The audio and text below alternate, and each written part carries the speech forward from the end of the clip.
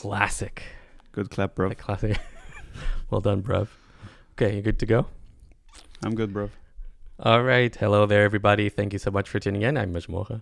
And I'm TheViper. And this is episode 6 of the Town Center, your monthly podcast dedicated to all things Age of Empires. And today we're recording yet again from a new location, from a whole new location. We're at the Ubisoft headquarters in Berlin. I was just thinking on the way here, I played so many games in my childhood, but I don't think I've ever played a Ubisoft game, actually. Ubisoft, like Assassin's Creed is Ubisoft, and right? Far Cry. Okay, I've played a few. Both pretty good games, I believe, and the type of games that I actually enjoy, but for whatever reason, Do we I have never to speak did it. positive about them? Yeah, I was just thinking. Yeah, they're great games. Better keep my voice down because I don't want to be kicked out of the building. Yeah, great games. So what kind of games have you actually played as well on top of those two?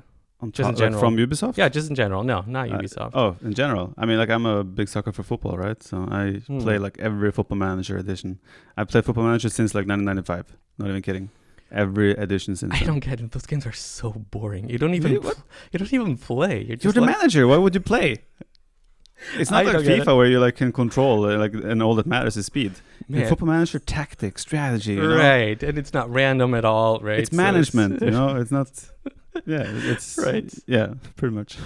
All right. So in today's episode, another one bites the dust. After Jordan last month, it was now Kazva's turn to announce he would stop streaming Age of Empires 2. Bites the dust. It sounds so dramatic. You know, kind of keep the drama going, my friend. True. And at the same time, both those guys have stopped streaming or stopped streaming full time. September registers the lowest viewership on Twitch since the release of the definitive edition. But is it all doom and gloom for our game or for the competitive scene? No, it is not, and we'll talk about why. Then the devs are finally giving the matchmaking system and the way the map pool is chosen a tiny overhaul. But is it actually a better approach? I'm not totally convinced. We'll also talk about the current season of the Titans League, which despite being in its early stages, has already given us a couple of surprises. And did you enjoy the Alcatraz scenario? Well, then I got good news for you. Starting today, Gamer Legion is running a monthly challenge involving a similar type of scenario to the now infamous Alcatraz. This month's challenge was also designed by Doc Maggie, and there will be some prize money involved. I believe like $200 in total, something around those lines. You had the chance to try it, and we got to give folks a sneak peek of that. As always, your support is very much appreciated, especially in today's episode. If you're watching this, you've probably noticed this video has been uploaded to a brand new channel. Yes, that part is also important. So Gamer Legion is very happy with the performance of our podcast, and they decided it was worth it for them to create a separate channel for Age of Empires 2 content. That means in this channel, you'll see Age of Empires 2 videos exclusively, and you'll see more of them. But that also means we need to start from zero again, which is also always a bit of a daunting challenge. So if you do enjoy the content and you enjoy the work we're doing here, please do consider subscribing to the channel. It's free and it helps us tremendously. For those of you who prefer listening to the show on Spotify, everything remains unaffected. So if you do listen to it on Spotify but haven't rated us 5 stars yet, do it now. Okay, Orion, in light of all the bad news of Jordan and now Kazva stopping the full-time streaming careers, viewership on Twitch being down, I feel like there's a lot of negativity surrounding the current state of the professional scene, and I think that's totally understandable. So I'd like to make sort of a public service announcement here. I wish somebody else in a more official role would be saying this, but since no one is, I want to bring some positive news to the people and let the people listening to us know that despite it all looking a bit rough right now, there is no mistake there. If the things I'm hearing are true and the things my spies have been telling me are true, next year, 2024, will be a very good year for competitive Age of Empires 2. Again, for the time being, my only source for this is Trust Me Bros, which I know it's not great, but you know, if you do trust me, if you're a pro or a semi-pro player listening to this, keep that grind going, my friends, because I suspect you'll have many good opportunities to show your skill next year, right? That's it. That's my PSA. I just want to say there, you say like that it's looking a bit rough right now, but is it really looking rough? I mean, like competitive scene-wise, we still have as many tournaments as we always had. There's always something going on. Players always have something to play. Maybe viewership has not been as much the last 2-3 months compared to like previous years, but I'm sure there's reasons for that as well, and I don't see why that should not be going up again. I was actually checking the numbers just to put things into perspective, which is always important and always helpful.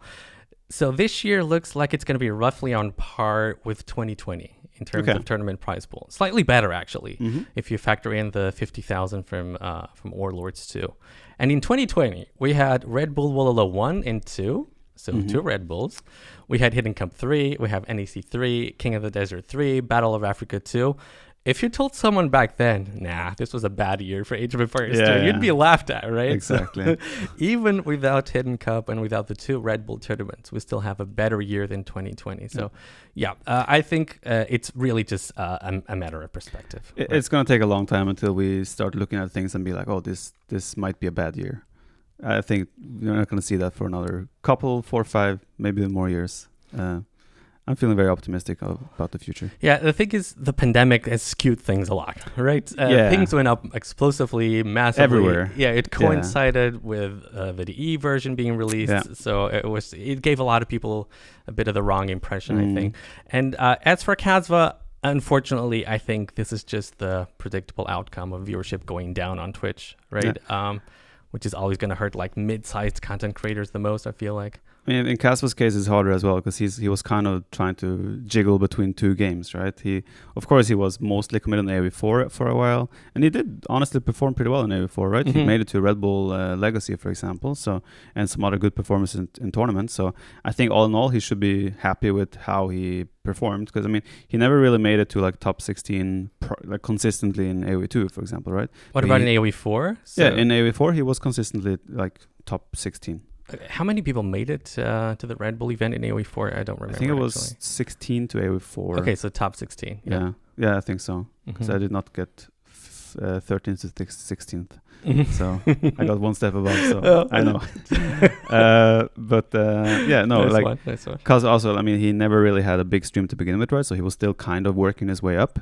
And if he had a time limit on how long he could continue grinding, then that's just what it is, right? And he's also like, let's be frank, his English isn't 100% the best, so it's not always that's easy to understand. He was streaming mostly in Turkish, if I'm not mistaken. Exactly, and he streams a lot in his native language. And like in Turkey, you don't need that much money to make a sustainable living, right? But if most of your supporters are also from Turkey, right, that just trickles because I'm not sure if they can afford supporting as much as, for example, other European countries could or whatnot. But I mean, he has to do what's right for him, right? As the same with Jordan. And I think same as with Jordan here as well, he's not going to go anywhere. We're going to see him streaming, playing AoE2, AoE4, and he's still going to be a part of the community. And that's usually how it goes. And that's, again, this whole regional pricing thing coming into play, right? Because we're going to go back some episodes now, discuss Twitch again? No. Yeah, well, it's interesting because we did discuss why viewership is down on Twitch. And if you want to hear our thoughts about that, you can go back to the episode 4, I think it was. What we did not discuss, Orion, and I'd like us to actually, is how the esports industry as a whole is just not in a very healthy space right now. Or you could argue it never was, but it feels like the signs of correction are basically everywhere. Sponsors are pulling back. A lot of esports teams are dissolving. Even the FaZe clan is dissolving. I mean, we're not There's sure. There's some drama as well. We're not sure. But FaZe is one of the biggest and most successful esports teams in the world. Is now on the verge of bankruptcy. And you talked about teams like Evil Geniuses on Valorant, right? What was there? Like my girlfriend watches Valorant, right? And she was watching a tournament and I saw that this team won. And then I saw on Twitter like the day after that, apparently right after they won, they pretty much offered out their team to sell them pretty much. I mean, like, but from my perspective, it seems like this is mostly America, that where the issues are in esports. So to say, I feel like in, for example, Europe or in Asia, for example, it feels like esports is still very healthy and like there's a positive vibe around it. But of course, the correction, as you spoke about, it was always going to happen, right? Because especially during the pandemic, esports had a big jump as well. Like people, this is going to be like.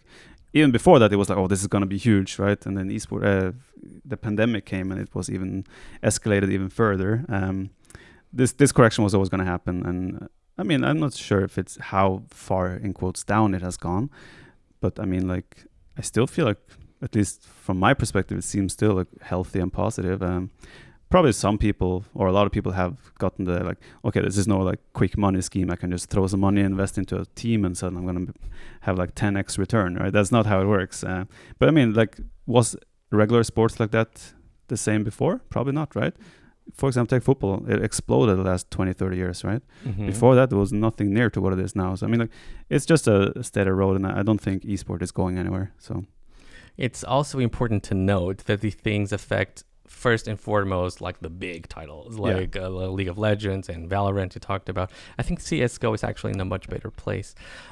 Funny enough for me, the very first clear sign that things were not great in the industry, though I'm sure there were many others, was when Riot released Dash from the LCS. And LCS would be the North American Professional League of Legends. Our viewers will certainly remember Dash from NEC4. He's like one of the most experienced broadcasting talents in the whole industry. And when they released Dash, at first they said they were just restructuring the format of the LCS, and they wouldn't be needing a consistent desk host anymore, which was Dash's role in the broadcast.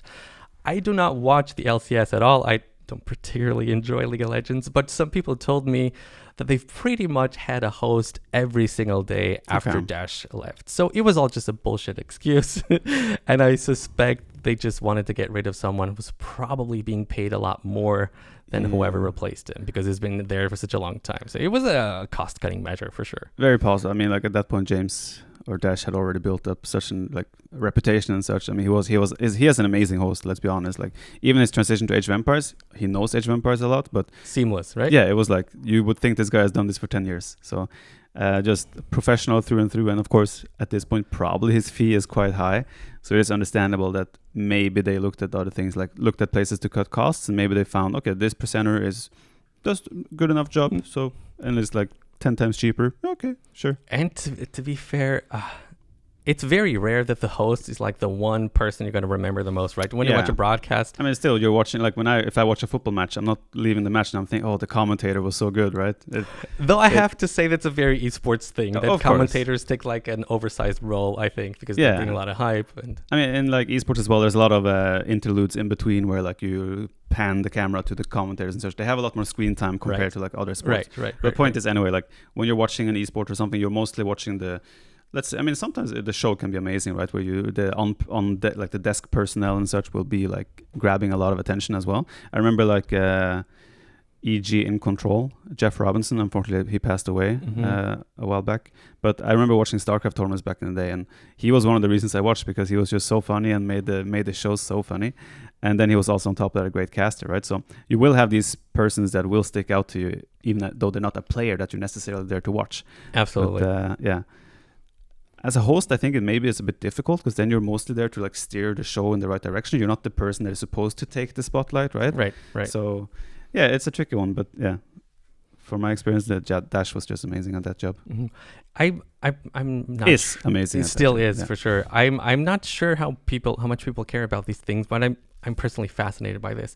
There are obviously a lot of different factors at play here why the industry is now not doing as well as it should.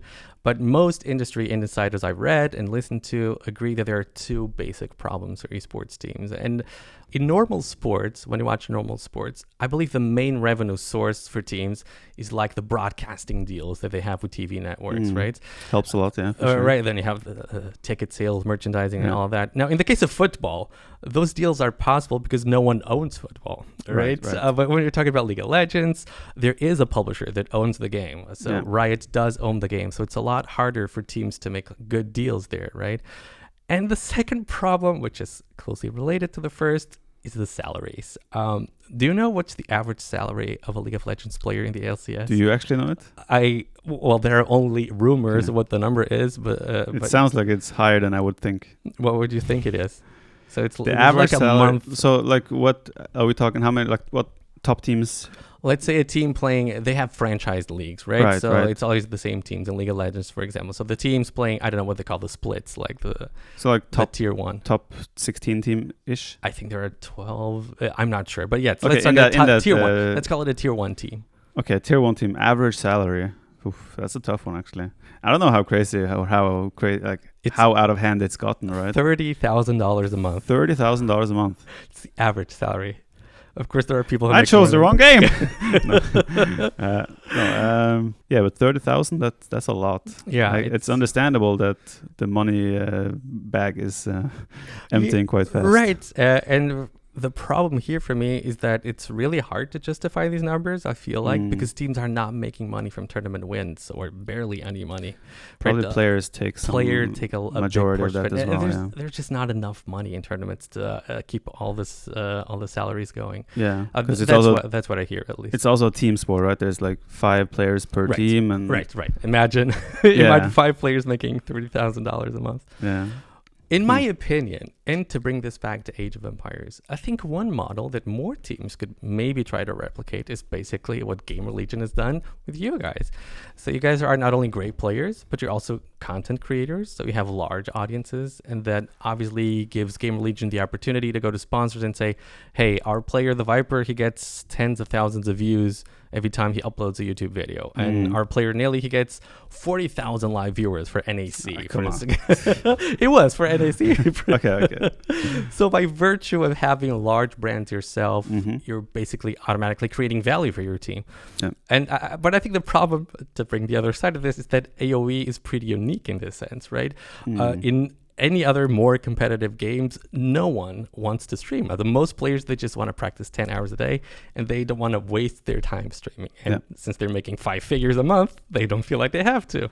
So I feel like that is changing a little bit though in recent years. Also, like like whenever I talk about what I do to other people that don't know the game, I say that I'm kind of a hybrid thing where I'm a content creator and a esports competitor, right? Right. So I think a lot more people will go that direction. Yes, like, I think it has to. It has to be the case. I watched a bit of Asmongold. I'm not sure if you know who Asmongold is. Yeah, exactly. Sure. And he does a lot of React videos, and he obviously has talked about that esports is dead, and he has also brought up like his opinions on things, right? And he also says that, like what you brought up, that the reason why like these players they aren't brands by themselves. They're a part of a team, and then they move on, and they're not necessarily carrying on the brand of themselves, right? So he also talks about how, in his opinion, players need to also kind of become a bit of more streamers and more popular figures in that regard. So. Absolutely. I think that's if they want to keep justifying these salaries, for sure. Yeah. That would be my opinion. In the case of Age of Empires 2, and to bring this all back to our game, I think the thing we need to keep in mind, and I know I repeat this a lot, but I think it's very important to understand this, is that esports is only a very small portion of the game.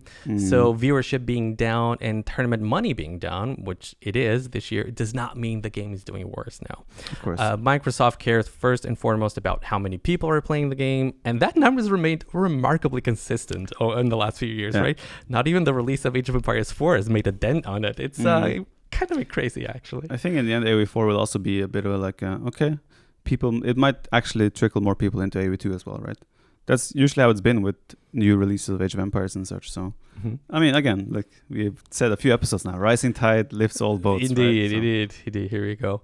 Yeah, so I think as long as we keep getting our the numbers of people playing the game remains high, and we get our DLCs every now and then. Yeah, I think and hope tournaments will keep coming. Yeah, and Microsoft seems happy with how the scene is thriving, right? And like DLCs don't have any sign of stopping down, right? Like every DLC is almost the best DLC release they've had ever, right? Big rumors that there's one coming. I would 100% say for sure one is coming. When it will come, I don't know, but like I'm sure there's going to be more than 1, 2, 3, 4, 5. I mean, as long as people keep buying them and supporting the game, right? I think this is how the scene survives for many, many more years. Yeah, and again, keep an eye for next year.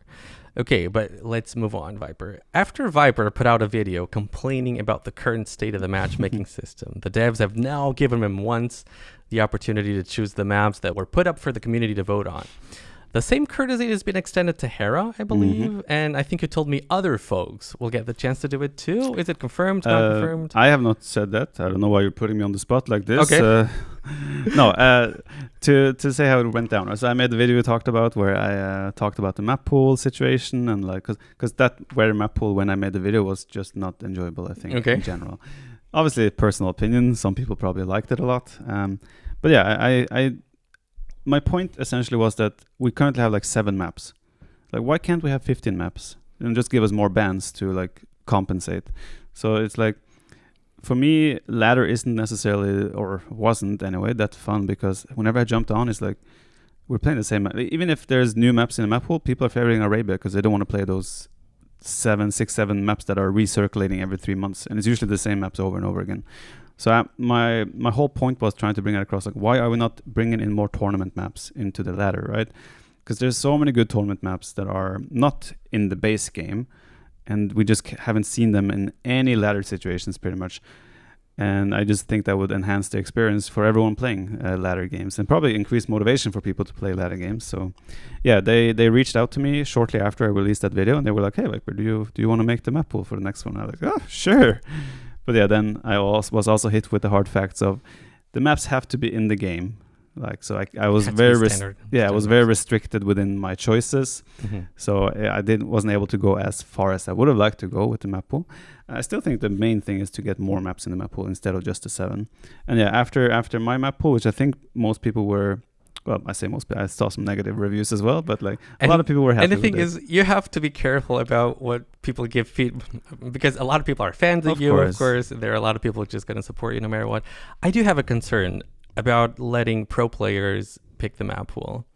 And the concern is, even as I'm hearing you right now, listening to you right now, it's not clear to me that what you or Hera or any other player in the top 0.01% of the ladder consider to be a fun and balanced map is a map that your average 1K ELO player will also consider to be fun. Of course. I, of course, watched your video and explaining how you chose the maps, and it's obvious to me you put a lot of thought into it. But even then I was thinking, you were saying things like, I think this map is very fair. It allows for a wide variety of strategies. Right. But does the average player really care that much about fairness in a map? I mean, there's a reason all those T90 community games and Forest Nothing and tiny map games are so popular, right? And this is not a critique of you by any means. I know we tried to be as fair as possible, but I think no matter how hard you try, there will always be this disconnect between how the best player in the world experiences the game and how the average player experiences the game. But the point for me here is, like, look at the ladder already. Like, it's still kind of like geared towards the standard maps that you also see, like relatively meta maps, right? You don't see the wild, crazy maps like the smallest nomad ever or things like that, right? You always see Arabia, Clivity, Atacama, Nomad, all these normal that are meta maps anyway, right? So why not add more meta maps, right? Just that have a little bit more variation to it, right? But yeah, of course, there's a disconnect. Some people jump on and only play team games. They want to play weird maps, Black Forest. Amazon Tunnel, I believe it's one of the most popular. Do you like Amazon Tunnel, Viper? I actually don't mind it. Oh, all right. In 1v1 it's horrible, but in team games I think it can be pretty fun. Okay. But point being, yes, there will always be people that have different preferences, right? That's just how it's going to be. Some people prefer a closed map pools. Some people prefer open. Some people want all 7 maps to be nomad, right? It is what it is. We can never be happy, all of us. But that's why I think we need more variation. So like, if we could have 15 maps, everyone will have 1 or 2 or 3 maps that they would like to play. And they can assign their bands to make sure they get... I mean, I'm sure from a 15 map pool, there's going to be like 6 maps you're fine playing, I would assume. So I'm sure you can be able to get that. It depends. You know, this is the one thing I personally find it very hard to talk about the matchmaking and the map pool, because we just know so little about player preferences, you know. And we're talking about, I think when the 1v1 ladder, it's the one I'm most familiar with, has 40,000 players playing a game per month. So every month there are 40,000 players playing at least one ranked game. But we have barely any stats. I mean, when we're talking about the balance in the game, for example, just an example, there's so much information out there. You have unit stats, you have win rates per ELO, win rates per civ, tournament games, lots of stats. We have nothing on the matchmaking. So, for example, I'd love to know how many people are really only willing to play one map and will dodge everything else. Okay. I suspect it's a much lower number than a lot of people are thinking. At least a lot of older folks like us who used to play only Arabia on Boom. How many people are using all their 3 bans for every single map pool? How many people don't ban anything or ban only one map?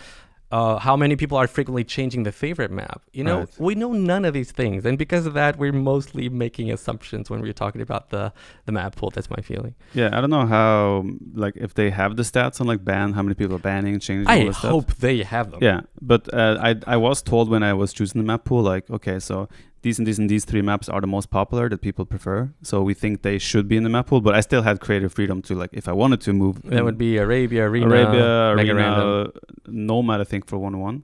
For the 1v1 Nomad? Maybe it was Mega Random. I don't remember. You didn't pick a single no TC start, did you?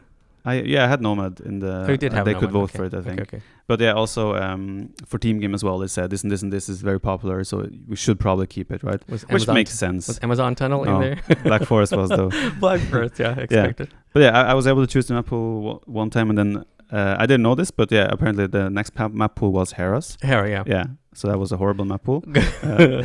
No, I think his map pool was also pretty good. But again, you can see the restrictions, right, in what we can choose from. So that's the next step now, in my opinion. Get more, allow us to use custom maps in the map pool as well, and expand the map pool. Again, I don't know the restrictions, in terms of is it actually Forgotten Empires that is doing this? Is it Relics? There's a very important point there that I think is never made. But this is something Serjeant has brought up to me in an interview, my show. If you want to check it. Yeah, but the whole infrastructure that Age of Empires 2 uses is actually managed by Relic Link.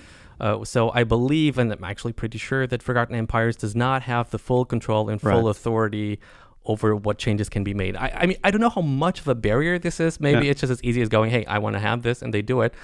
Serjeant was not fully open on this, so I'm not sure how much of a barrier this is. And another thing is that this system, this whole Relic Link thing, is used for all Age of Empires games. Exactly. And that means if you change it for one game, you probably would have to change it for all the other games. Now, you probably are more familiar with this than me, but what about Age of Empires 4? Is the system exactly the same than we have in Age of Empires 2? I mean, I'm not sure how much they've changed. I haven't played it for a while now, so I don't know. Sorry to put you on the spot again. I don't know exactly how it is now, but yeah, when I was playing, it was pretty much you ban some maps, you favorite a map. It was the same as Age of Empires, pretty much. Yeah, obviously, the civs the civ situation was different because they only had 8 civs at that point. 6 civs, maybe 6 civs. But yeah, it's very different, but at the same time, it's also very similar. So I imagine there's something to it, that everything is kind of under the same umbrella and they're all kind of restricted by the same things. And I'm not sure if they can open the doors for one game and without having to do something with the other game as well. So who knows? But yeah, like I said, they know. The good thing anyway is that it's clear that they're listening, right? Right. 2 days after I made the video, they reached out to me, right? So it's clear that they are listening to what we're saying, they're listening to what the community is saying, and they are aware of this, and they want to probably make changes. And I mean, I did bring up why can't we have custom maps to them? And they were they did tell me that they're looking into it. Okay. Essentially, so hopefully down the road.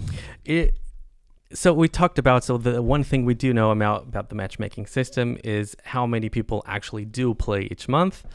And again, I haven't followed these numbers religiously, but every time I do remember to check them, that number is around 40,000 for the 1v1 ladder and 70,000 for the team game ladder. And it feels like it has been like that for a long time. So my assumption, there you go, it's only assumptions, is that because the numbers haven't changed all that much, they're not going down, they're not going up. The devs look at it and go well, numbers are not going down. Seems like the system is doing well enough. Let's just keep it as it is. That's the feeling that I get. They don't want to risk things because, again, you mentioned bringing more maps. That's for sure going to increase queue times, for sure. Why though? If you have 15 maps, each player has 7 bans. There will always be one map that is open. Okay, so everybody's going to be able to queue up. Okay, I see the problem. There's going to be a lot of maps that people are still going to dodge because when you give a lot of maps, there's just, I think there are a couple of people that just want to dodge a map. Yeah, but that's where I think that the more maps, the more options you'll be willing to play. Right? Of course, it can easily go the other way around, but for me, it's okay, there's 15 maps. I'm going to want to play 10 of them. Personally, but I like more variation. I'm sure most people would be more in I want to play 2 or 3 or 4 of them max, right? But still, the odds, so it's more dodges potentially. But I still think that people are going to be more willing to play a few different maps as long as they have more of their own maps that they want to play. Maybe, but again, it's assumption, right? We don't know. Another thing that I'd love to know is, has the whole penalty system done anything? Have there been fewer dodges? Have there been more dodges? I'd be actually curious to know. All I know is that T90 dodges me every time. Oh, I saw the video. That was so funny. Dude, I was so excited. I was going to make the best content ever. And you putting the hell out of T90. That was so funny. He even comes to my chat and dodges. Yeah. We're going to bring it up later on in the show. That was so funny. Okay, well, let's talk about tournaments. Last episode, we covered the Clash of Empires. The tournament is now concluded almost a month ago, actually. And Leary was crowned the winner, taking home $3,500. Doubt had a very good tournament run. I thought it crazy when he had over 14 wins in a row. against like typically top players, right? Right. Like Yeah, I was so up many wins in a I row. was up 2-0 against him in the group stage, and then from that moment started he the won streak. like 14 games in a row. And or crazy something. enough, he started the final against Leary, Yeah. winning 2-0. Yeah, that was an insane run from Doubt. I mean, Doubt still shows that he's got it, right? The old man can still do it. Fortunately, he wasn't able to keep the pace and ended up Yeah. losing 5-3. Nonetheless, a very impressive showing. Mhm. You also lost to Leary in the semifinals, but you made it there by beating Hera in the quarterfinals, which feel like these days we're the only one capable of doing. And freaking Andy, I guess. Do you have any major takeaways from the tournament? No, I just think like Leary obviously shows that he's still very, very strong. Doubt show that he can put in a really good show as well. And I mean, I think it's just what it is. There was this interesting quirk about the tournament, which was houses were made to cost 50 wood, but gave you a 10 population space. Right. How much of a difference did it really make? The only place I felt like it made a difference was that you cannot really quick wall with houses that much, right? So it's like you don't see suddenly like 4 houses to make a fast wall to your town center or something like that because it's just too expensive now. But I think besides that, I don't think it impacted the gameplay too much. So is it worth including? Or I don't think it's something that should stick. No. Okay. All right. Speaking of Leary, this is something I'm always curious about. I think there's a general belief in the community that he's someone who just shows up for tournaments, but outside of that, he never practices and never plays Age of Empires. And I think the belief is mainly fueled by the fact he never streams and he does not seem to play any ladder games. I mean, I just checked it the other day. The name is gone from the leaderboards because he just doesn't play enough games. But I find it really hard to believe that he can be that competitive and indeed win tournaments just by playing tournament games alone. Do you have any information? Does he practice in secret? Is it all, or is it really just... I don't know exactly how much he plays, right? But like I have seen sometimes on the dashboard, his name shows up that he's playing Age of Empires, or I see him on Steam because I'm on his friend list, right? I see him playing Age of Empires, but he's not streaming or on ladder. So the assumption is then that he's training, right? Okay. And I think the AM guys do train a fair bit, like Leary, Hart, Hera. I think Leary and Hera also help Hart a lot when he was training for the Gold League. I think Gold League is the second stage, right? Gold League. Yeah. So I'm sure he's getting more than enough games in to stay like on the top of his game, and like and at some point it's like ladder grind can also be a negative impact. Like I would rather have 20 efficient hours training than 50 ladder hours. You know, it's a whole different experience. So that's why my theory was that Jordan, now that he is not full time, his hours will be way more efficient towards keeping his level right, and therefore I think his level might also in the end increase or stay at least healthy and the same. And yeah, Leary probably plays more than enough that he keeps on top. And I also think Leary plays other games as well, which helps, right? To the point where like as well in the past, like I had times where there I was played the Dota meme. Dota. Yeah, but like that's the thing. Like when I like to compare the Leary situation to Jordan, right? Jordan, when he was gone from the game, he didn't touch a computer. He didn't play any other game. So when he came back, he needed a way bigger reintroduction, right? While Leary, of course, when he didn't play Age of Empires, he was still playing other games, which you're keeping your mechanics. Reflexes. Yeah, exactly. Yeah. And it's the same when I didn't play Age I took small breaks here and there. I would play StarCraft, for example. And when I got back to Age of Empires again, I felt like I was as fast as I always was, right? The change wasn't that big. Exactly. That's interesting because I wanted to bring that up because in the old days, you would go away for a couple of months and then you would come back to Age of Empires, just completely destroy everybody. And I would like to think that those days are gone because, the competition has increased so much back then. There were no professional Age of Empires 2 players, if you were being honest, right? Okay, so and another thing is my feeling is that at the end of the day, if you, Doubt, Hera, if you guys weren't content creators, you most likely wouldn't be playing Age of Empires 2 every day, right? I assume, well, Hera maybe, I don't know. Not as much as we do now, for sure, right? Right, so my feeling would be that you do play every day because you need the content for your stream, and that's your job, right? But if you weren't a content creator, your playing habits would probably look a lot like Leary's. That would be my assumption, right? Very possible, yeah. I would probably play I think very similar, where I would play more in other games. I think I would still play a little bit more Age of Empires than Leary does, but as a content creator, it's way easier as well, because if I'm playing once you reach a certain level, like Leary has, like I have Hera, etc., it's not that fun anymore to just jump in and play like a casual 4v4 team game, right? Of course. But when I'm streaming and I'm like playing Rage Force and such, it's super fun because you get the chat involved, you come up with good strategies and you try to meme around a bit. Well, if I wasn't streaming, I don't think I would enjoy just masterpiecing left and right.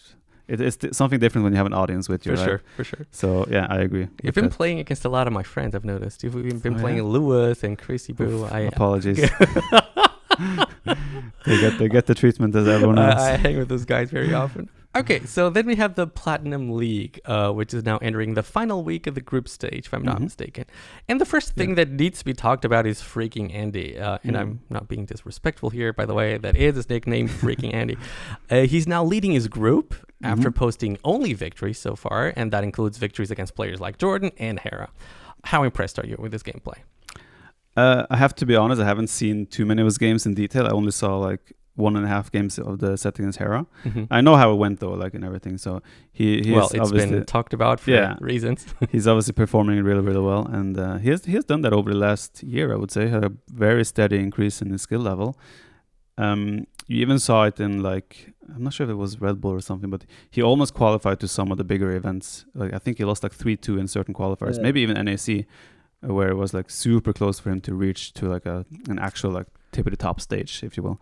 But yeah, obviously beating Hera is impressive, but you have to also be said the map pool is very, very lenient towards a bit more clowning and laming and those types of strategies. So would you say that's his preferred game style from what you've seen? I think he's more into that type of playstyle than Hera, for example. Okay, interesting. Yeah, but I mean, like if you look at the T90 map pool, T90 Titans League map pool, I don't think a lot of the meta players are happy, right? Because sure, there are a few maps that are more meta oriented, but even those have like some weird trickiness about them.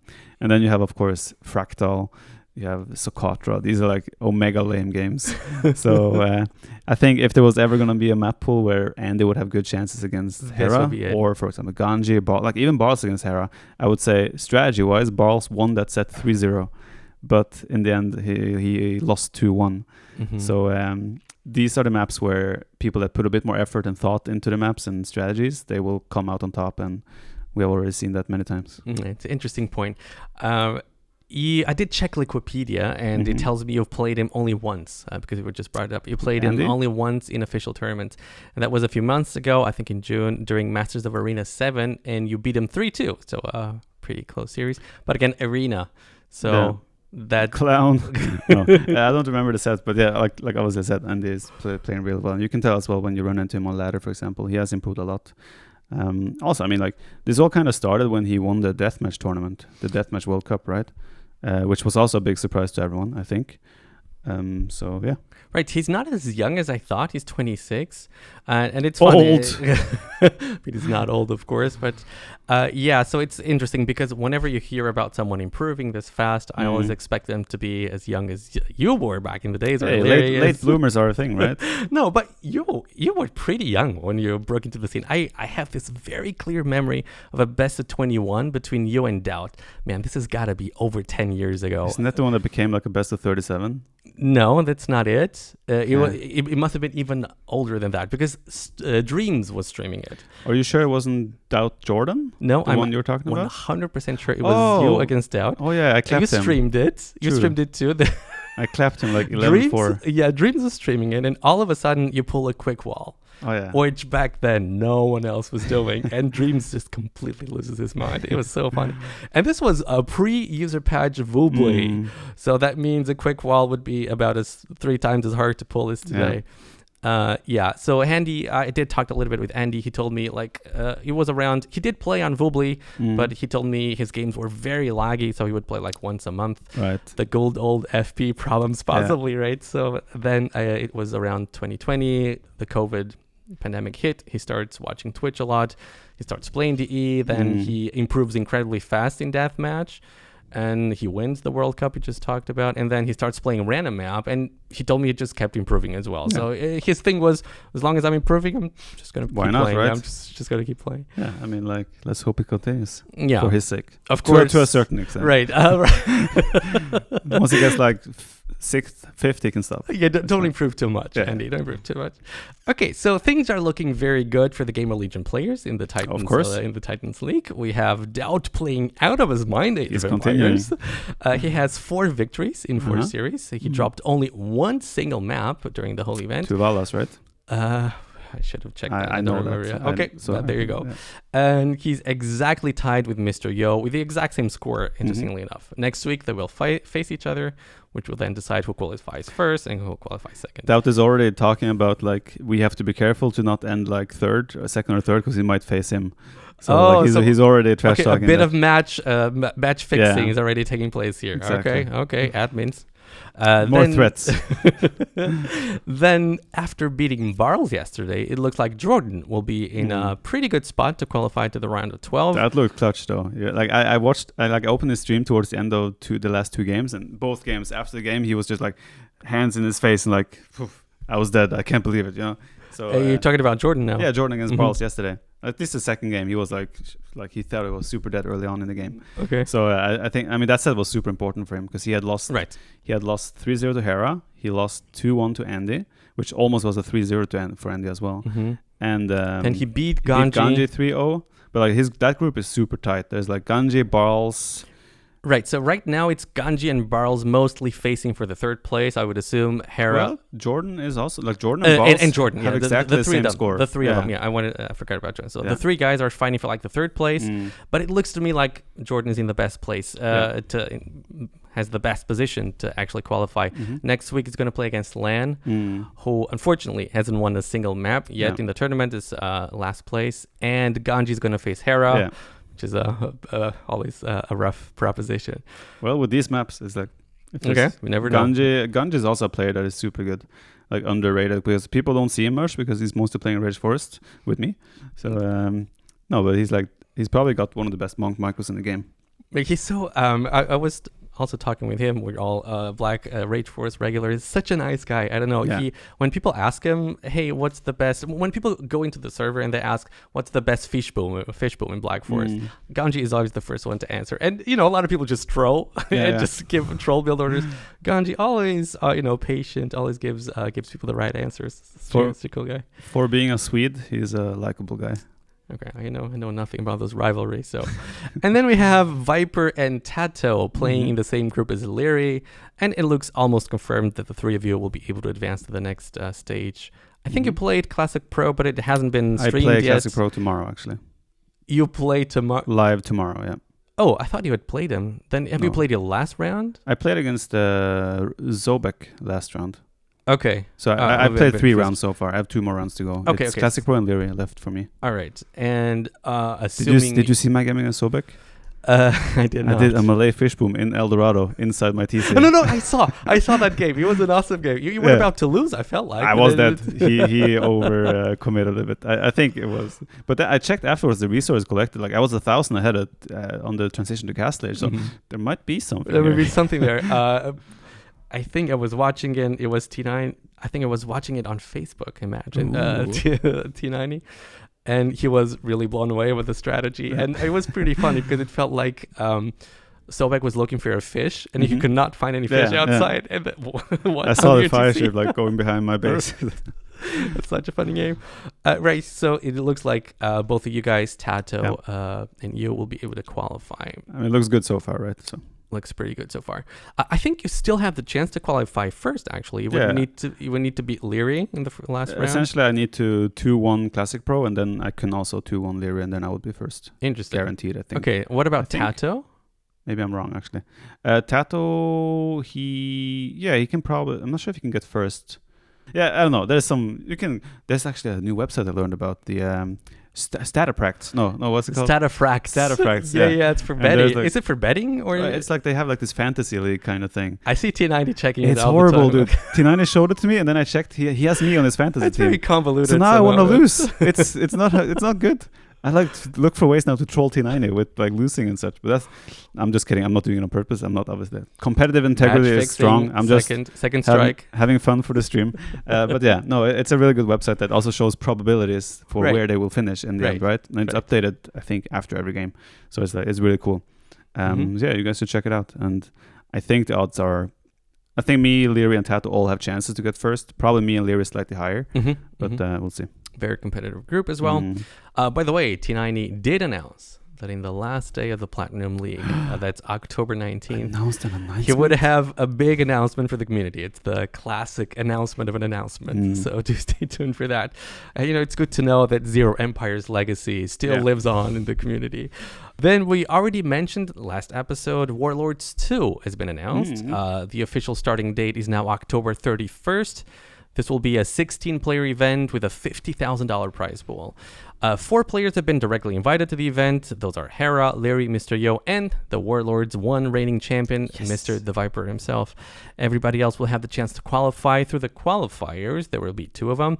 The first will be played on the 21st and 22nd of October, and the second qualifier 1 week later, 28th and 29th.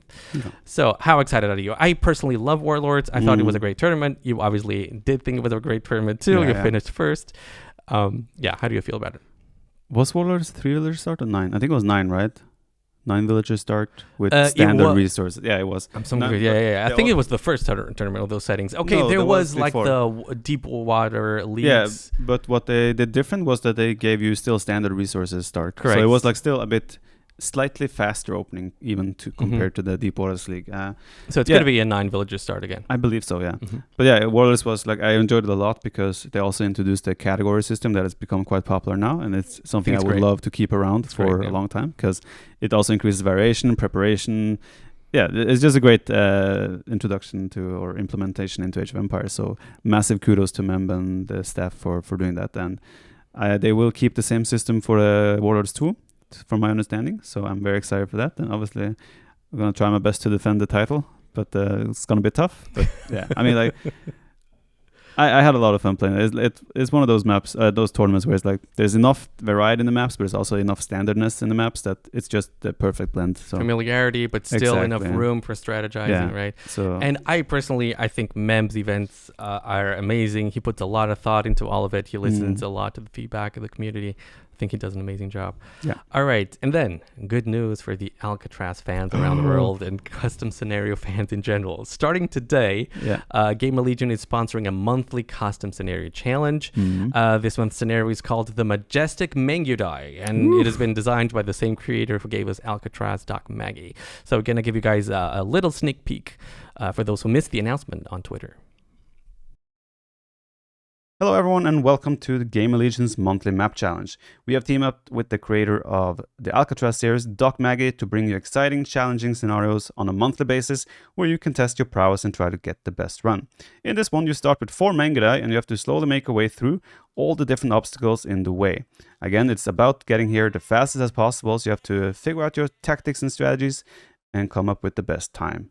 In the end, there will be prizes for the winners, and as you make it to the Chinese city, you have to destroy the palace side wall in order to blow up the enemy gate, and then you can make it all the way to the core, where you will find the enemy king, who you can kill to be crowned victorious. The fastest times will receive prizes, so best of luck to everyone. May the best one win. Okay, so that does look pretty fun. You checked it, of course, so how do you feel about the difficulty level? Is it like on par with Alcatraz? Is it a lot different? How would you say? I would say Alcatraz is, difficulty-wise, it's still a speedrun in the end, right? You want to get there as fast as possible. Right. Alcatraz became very difficult in the end once we figured out the meta. But this is probably a bit easier now to start off compared to Alcatraz for sure. Really? Because you have the experience of what could work and what could not work, or no? Because you're using Mangudai now just to micro, right? It's a bit more like so there's no building. Exactly. There's no like building quick walls and like instant reflex reactions. I actually like that because it will give slower players a bit more of a chance, right? Yeah.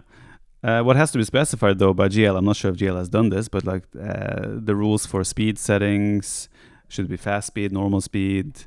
Those things will need to also be confirmed, so everyone plays on the same terms. Because in Alcatraz, we had the situation where someone would change the civ, and suddenly like Berber villager moving 10% faster, or you can play Spanish to build faster. You can just switch the civ, for example, or speed as well. That makes it easier. If you're playing on slow speed, it's way easier to quick wall than if you're on fast speed, right? So that has to be the same for everyone as well to be eligible for the prize money, for example.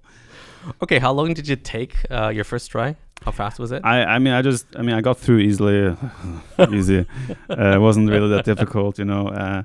You have 4 Mangudai, you have different obstacles. I think most people with basic micro will be able to do quite fine. Okay. There might be 1 or 2 parts that are a little bit tricky, but besides that, I think the difficult thing is figuring out how to do this the fastest. Okay, right? folks have not watched the video. What were the parts you thought were challenging? There was, challenging is a hard word, Nelson. There's one where you face 3 scorpions, right? The scorpion projectiles go past. Like you can use one runner, for example, Mangudai, to take the projectiles, but they will still go past to hit the others, right? The good old custom scenario micro is going to be needed here. A lot of folks used to do that with runners, right? Yeah.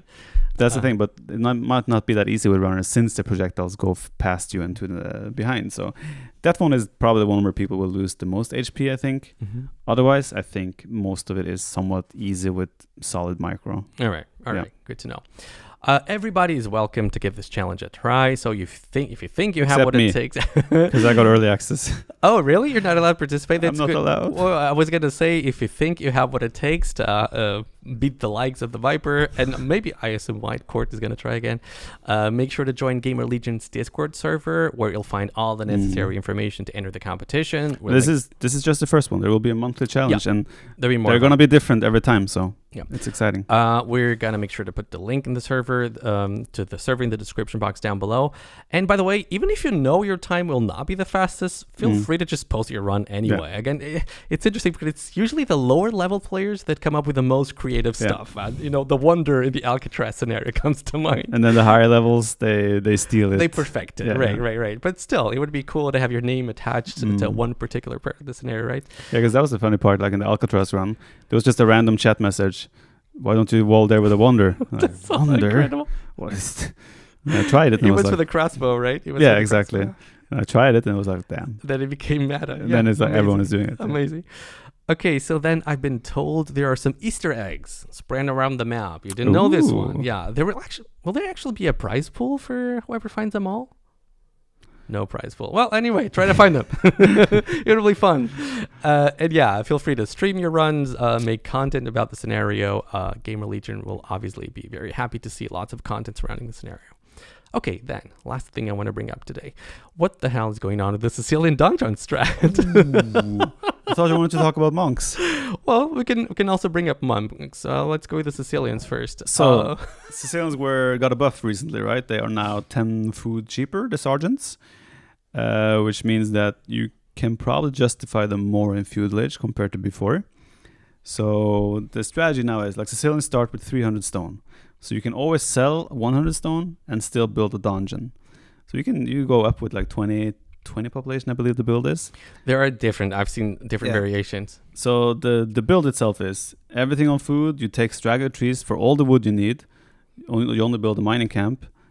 And essentially you go up to feudal age at 20 pop-ish. You build a donjon.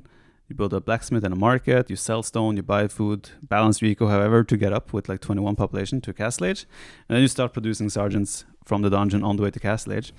And when you hit Castle Age, those sergeants get such a massive increase in stats. It's brutal. It's 25 more HP, it's 3 more attack, and it's +1 melee and +1 pierce armor. So you have 3 melee and pierce armor from the get-go. If you do +1 armor, you have 4 armor, which means archers with upgrades do only 1 damage per hit. Right, feudal and even TCs can't do... TCs do, if you get the +2 armor, TCs also only do 1 arrow damage. But it's still very little if you consider you have 75 HP. Yeah. So essentially what people do is they just go forward, they don't care. They run under your TC. They just idle everything, and because they can afford to still maintain 1 sergeant production at a time, right? And eventually they get 1 or 2 more villagers, 3, 4 out, and they can take some stone maybe, or even buy stone. And suddenly there's a forward dungeon on you as well. And it's such an all-in strategy that it's also so hard to stop. And I've done it myself. I've had it done to me, and I've done it a few times. I mean, I stopped it when he tried it on me, but when I did it every time, I haven't lost yet. Actually, I lost once, but that was only because it was like a mega random with water.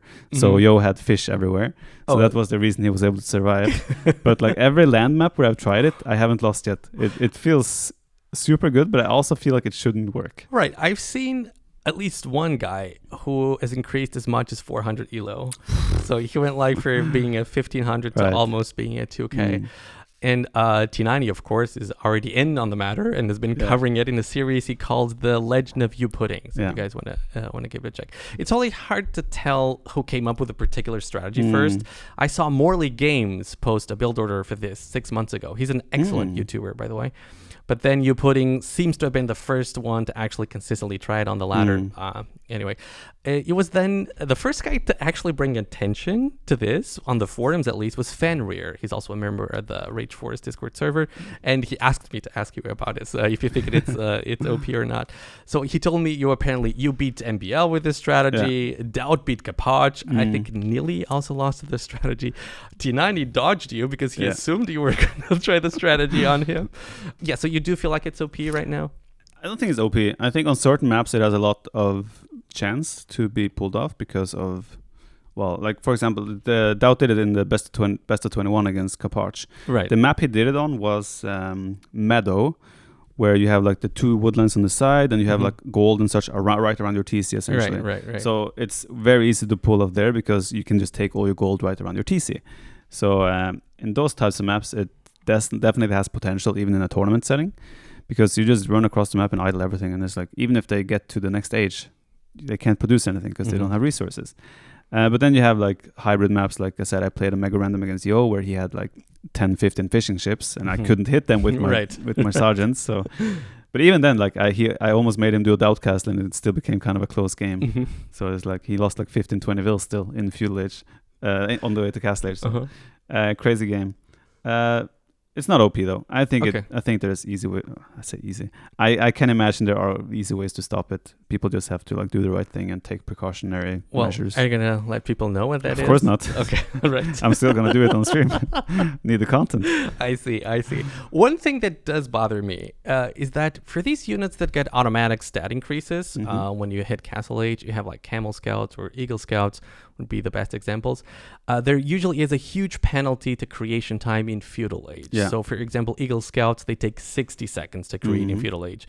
Camel Scouts, 48. Actually, should have checked. I think it's 48. Sergeants, they create in 16 seconds. Right. And it gets even faster when you get to Castle Age. So this is one thing that I think will have to be changed, because it really is crazy when you get to create like 3 sergeants on the way to Castle Age, and then you already have 3 with plus 4 Pierce armor. I don't think they saw this coming. Let's just put it like that. Yeah. And how ironic would it be that we will need to nerf Sicilians again? Yeah. How ironic would it be? But that's a fine nerf, right? It's just like, okay, it takes 30 seconds to produce in Feudal Age. This one, I think it's a no-brainer in my opinion. It's a no-brainer. Easy fix. Yeah. Okay, then monks. Monks, yeah. Do you have I anything? love monks. Monks are... We come full circle. Monks are a topic that is very controversial right now. Okay. A lot of top players... I think like Hera's on the forefront there. He's not very happy with monks and thinks monks are super broken. And I think all the AM guys pretty much agree with that. I think most top players agree that monks are frustrating in many ways. OP, possibly. I mean, we already saw a nerf kind of with Sanctity being more expensive. So the devs also have jumped on this a little bit. But then you have always, like whenever I see in the Discord where they're discussing the balance, it's like, you'll have like pros like Nico, Hera, etc. They will discuss like against monks, and then you see these other guys coming in, clowns as we call them, and they'll be like making arguments as to why monks aren't broken. If they're so broken, why don't we see them all the time in every game? Is their argument. Is like fair enough, but also it's like just adding 1 or 2 monks can shut down a complete knight approach, right? Just from the get-go. Suddenly knights cannot dive on any army, cannot go in the town center. So would you say they're more right? So they're more of a they're more effective as a defensive unit, would you say? For sure. Okay, so and that's one thing, again, we need to be very careful when trying to change things that have been around forever. That's at least what I always say. And Age of Empires 2, whether we like it or not, is a much more defensive game than, say, StarCraft. Buildings have a lot more HP. You basically cannot destroy a TC in Feudal Age. Right. So that's just how the game is. It does give defensive players a lot more options than, say, something like StarCraft or other games. I mean, so one thing that for me is a no-brainer is the conversion, the charging of the conversions on a building. And that has to go. And then it's instant. But I think that's so obvious that it needs to go that the fact it still has not gone, I wonder if that's like a technical limitation there. I don't know. I can't really talk too much about what is said in the forum either. But all right. Again, there has been discussion about monks for years already, right? Okay. I remember I had 2 light cav against the max in the 1-1 once. literally in like 3 or 4 seconds, both light cav got converted. It was 2 light cav against 2 monks, and there's like They did change that. I don't know if that was before the change. it was after before the change for sure. Right. So but like just as an example how stupid it could be. Yeah, light cav right. are supposed to be counter units, and they both got instantly converted. Yeah. That was like I lost my mind that game. But yeah, they have lowered the RNG range for like conversions can take X amount of seconds, like as a lower barrier. I think for light cav it's now 8. Maybe. If I'm not mistaken, I think the goal with this change was to make sure that a light cav, if as soon as you see a monk and it's like at the limit of the range and you start attacking, that light cav cannot be converted. So it's a good start. So they lowered the minimum possibility and the minimum, like they minimized the range from low to high, like from both sides, minimized it, so to make it a bit more less RNG. But there's still RNG, right? So they can still be very frustrating. You still have these insta conversions, and you have, well, it feels like insta conversions anyway, and you have conversion that takes forever. So it's like it's still a super frustrating unit in many ways. Sometimes it goes your way, sometimes it goes against you. Some people will have this feeling that it goes more often against them. I'm one of them. I'm not sure if that's factually correct or not, but it feels that way. But like what I could see be a good change for monks is that like they have 9 range from the get-go when they are in Castle Age, right? Why can't we give them 7 range maybe, and then a tech in Castle Age that increases to 9? So they just have to take one more step to become, in quotes, broken. Because right now the 9 range like when you can zone out cavalry from 9 range, it's like the threat, there's barely any threat. However, if it's only 7 range, knights can possibly get closer or take more risks in their play, and like that's why like people, that's also one of the reasons why crossbow play was just very favored over knight play for a long time, because sure, you make like 20 crossbows, he has 10 knights, but if you have 3 monks with your crossbow armor, suddenly he only has 7 knights and you have 3 knights and 20 crossbows, right? So it's a bit tricky, but monks is a really hard topic to balance, and I think no matter what, you're always going to find arguments on both sides. I'm personally like less RNG is better, but I understand as well in Age of Empires. Right, you're a professional player, right? And the other thing, I think the first time I heard this suggestion was actually from Doubt, that when I don't know how much of an impact it would have, but when a monk is created, it starts with 0 faith. I think that would be a nice, I mean, it's probably a very tiny, would have not that much of an impact, but maybe it would like slow down. 50% could be fine, maybe. And you can do a tech. But again, I think that would impact more.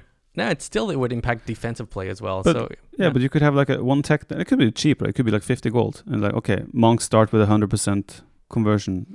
For that tech, yeah. Yeah, and like they start with 0 normally, but once you do that tech, they have 100. Just another suggestion. It could be a tech that you have to upgrade for them to pick up relics. Right now, monks are just they have so much utility in so many ways. But then the issue is as well, like some civs that are really good also have amazing monks. Right. And then you have some civs, Dravidians, that don't have amazing monks. Like that's also the thing where like monks are so helpful and useful in so many scenarios, and then there's some civs that just don't have good monks. Another thing I've thought about is that monks, to be effective, need to be microed very intensively. Yes. So I think they should not auto heal. I think you should have to command them to heal units that don't do it automatically. Or you could have a tech to upgrade. Another tech. We're gonna have monastery. If you have monastery with a lot of techs, Aztecs, they're gonna become broken again, because then they have we change, we nerf 3 HP per upgrade. I mean, like there's so many ways you can change them to make them a little bit more. But then again, like there's still people out there that say monks are fine, right? So like, what's the right answer here? And if we do change something, tiny changes would be my hope. Yeah, that there's no. They already did. Sanctity is now 175 gold instead of 125. But I've noticed that I played monks and I wanted to do sanctity, and it's like it's actually expensive now, you know. So it's already had an impact. The change they did. All right, my friends, that was it for today's show. Viper, it was as fun as always. Pleasure as always. Here. Pleasure. And folks, let me tell you, next episode will be spicy. Spicy? It will be spicy. I'm getting hyped already. I'm already looking forward to it too. Again, I'd like to remind you, T90 will have a major announcement on October 19th. And guess what? T90 will be joining us as a guest virtually for next episode. And I'm sure we'll have lots and lots to talk about. And that's yet another reason why you guys should subscribe to the channel and turn your notifications on to make sure you won't miss it. And leave a like, thumbs up. Leave a like, for sure. Thanks everybody for watching, and we'll see you next time.